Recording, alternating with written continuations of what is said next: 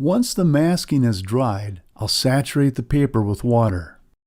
I've got the board tilted 2 inches forward and 2 inches up on its left side. Then I'll begin applying a rich mix of cobalt blue with a 1.5 inch flat brush. Gravity will pull the paint down through the wet paper.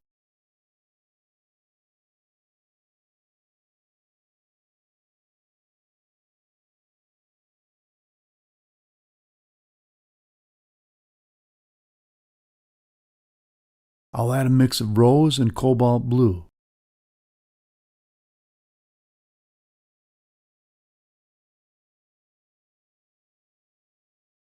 And I'll add just rose, allowing the colors to blend on the wet, tilted paper. I want to achieve an interesting look. I don't want solid blue, I want some variance. And I'll carry some of these colors over to the area that will be the scene's background trees. I want to keep that area light in value.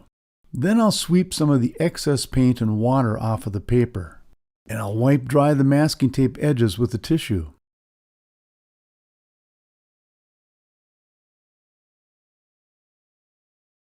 With a dry number 12 round brush, I'll wipe up some of the paint puddles.